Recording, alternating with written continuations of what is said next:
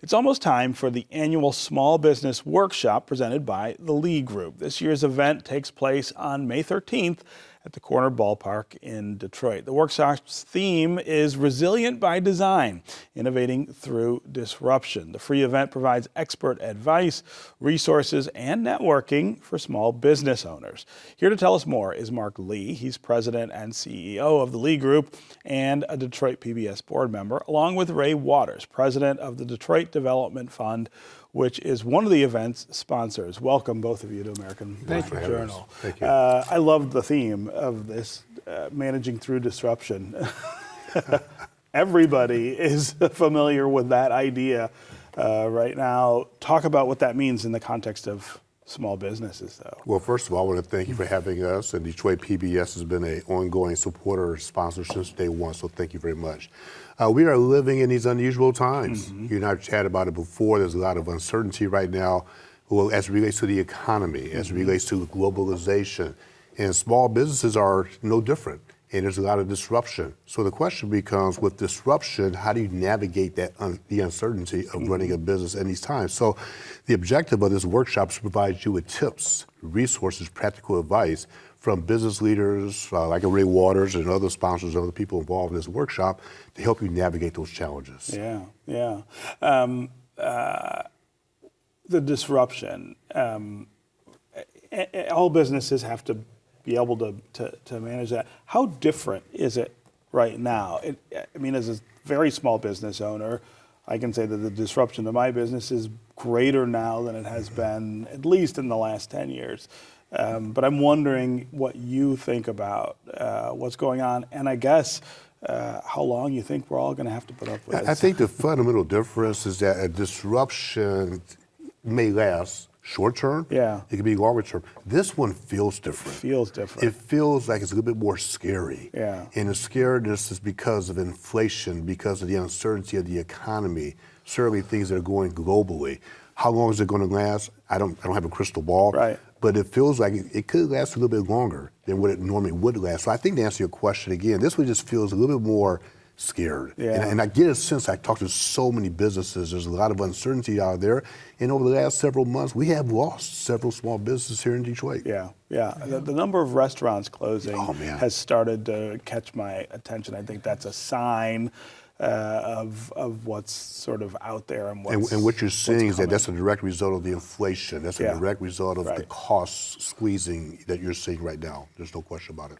Yeah. So Ray, you guys support small businesses with a number of different resources and tools. What are you saying to them right now? What are they asking of you right now? We do support businesses through loans that we provide to companies that aren't able to get bank financing, technical assistance, and some grant money.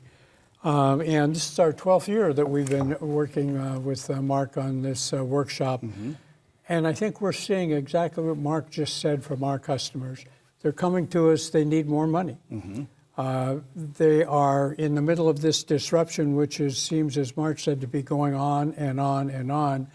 And we see it within our restaurant group that we talked about. There are many of our restaurants that are struggling because people aren't getting out as they used to. They're ordering and all of that. Before, when you ran a business, you would just deal with the disruption at the time. You go through it, you figure it out. But it's becoming so constant now that you have to start planning for it ahead of time. And that's the problem our loan customers are going through now. How can we plan for it? What can we look that's different?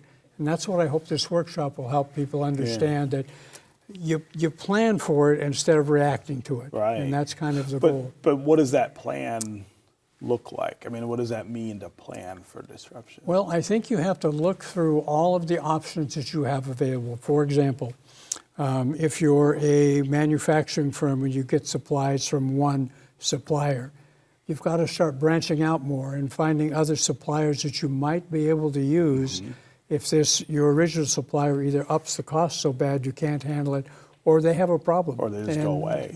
And delivery problems. So I think you have to start branching out and doing that a little bit more.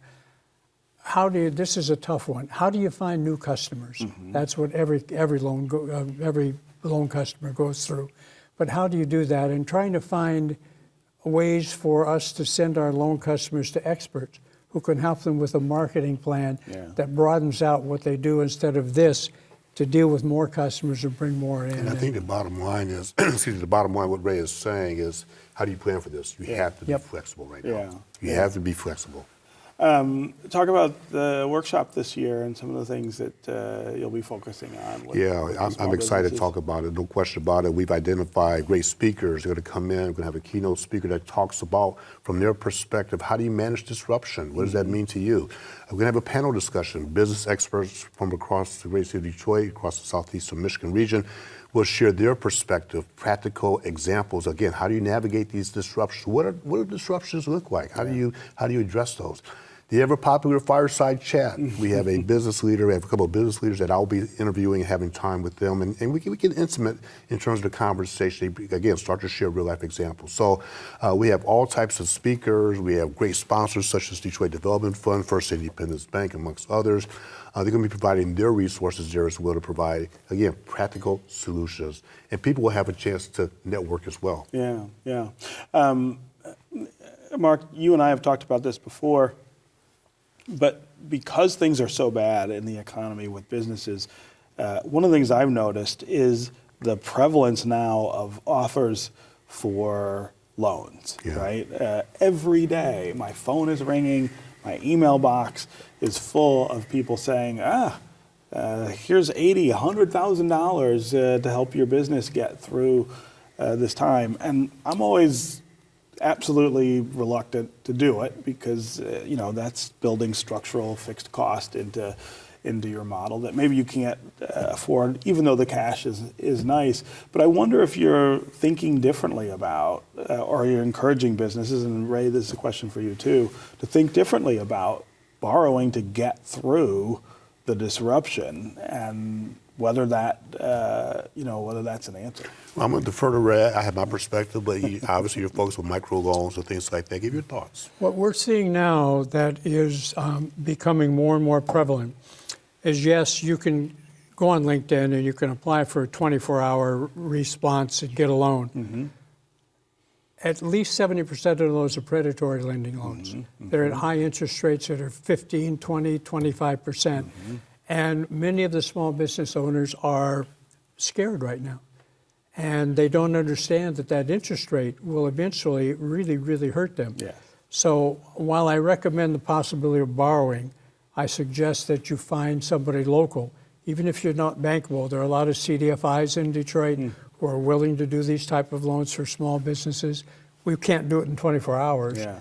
But we can be helpful along with providing technical assistance to them to help them with getting ready for that loan and all of that. But we were at a meeting this morning of some of the CDFIs, and in the last month, from what they could find here, 70% of the loans that small businesses took were predatory lending with rates at least 25%. Wow. And that's really, you talk about being disruptive. Yeah. It's not when you start, but at the end, that's a horrible interest rate to have to pay. And I think that the bottom line there too is that you talk about financial or financing your business. Mm-hmm. Be practical, be pragmatic, understand what your specific needs are, and be very careful. Yeah, yeah. I think there's also an important difference between, I don't want to get too technical, but structured debt versus revolving, right? There's all kinds of revolving debt that people get offered, which does not go away automatically. You've got to be aggressive about paying that down. Structured debt, even if the interest rate is higher, at least it's a term loan, right? Yes. 5 years, 10 years, whatever. That seems more practical It for does. businesses. And the other thing that we see some of our small businesses doing, we just financed a company that came to us that had put $32,000 on all high-interest credit cards because they needed to do it quickly. Yeah. And I get it. I understand that. But thank heavens there's an avenue that he can come in, we can take that note down, and he's paying 7.5%, 8% on it. But that's another challenge businesses have to be careful of. Yeah, yeah. What kind of things should the new administration here in Detroit, for instance, be thinking about in terms of support for small businesses? Government doesn't play the most outsized role in business anymore, but there are some things that it feels like they could be helpful with. I would credit the Sheffield administration. Recently, I went to the State of the City address, and she talked about specific programs that will support small businesses, such as the Motor City Match, as an example. She's also, the administration's focused on expediting the approval process, in other words, breaking down the bureaucracy. I think those are the types of programs that are offering access to capital opportunities that are crucial to support small businesses. So I want to give her early credit, still early in the administration, but those are exactly what we need to look at right now, because we know Washington, D.C. is challenging. It's being challenged in terms of financial resources. So make sure the cities continue to step up, and I want to applaud her efforts thus far. Yeah. Go ahead. And I would totally agree with that. I mean, the Motor City Match program is a great program, and we have sponsored and funded with loans probably 40% of those companies that got the Motor City grant, so they now get a loan. And then the other thing she did just recently was the Detroit Startup Fund, where brand new companies came in, they got a check from the city so they could start their business, provided with technical assistance from organizations to help them make sure they climb that ladder and don't go way off the ladder, but they can get up the ladder. Programs like that the mayor's going to do will be very helpful. What about starting a business right now? Is it a good idea? Is it a bad idea? Or you just wait? Again, that's your personal choice. Right? That's a personal decision. I mean, here's what I would recommend: is don't make rash decisions. Be very thoughtful. Be very pragmatic. Look at your resources. Look at your resources that you have in terms of financials, your board of advisors, and talk to a lot of people. And make sure that you have a plan. Ray talked about it earlier. What is your plan going to be?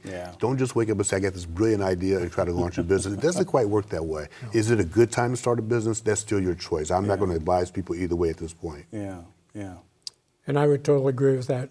If you're going to do it, be prepared. There are really great resources in this city that you can use at no cost to help you put your business plan together, to help put your projections together, and to look at the market. And you may think, I've got this product, I love it, it's going to go like this. And after about a month of looking at it, it may not go that way, it may go a little sideways. So I agree, you've got to take the time and plan. And quickly, a sobering thought is 80% of businesses will fail within 12 months. Within 12 months. And just let that sink in. So it goes back to planning, being thoughtful, being pragmatic, and make sure you have the proper resources as you want to do this. Well, Mark, congratulations on another year. Another year. Workshop, and thanks to both of you for being here on American Black Journal. Thanks for having us.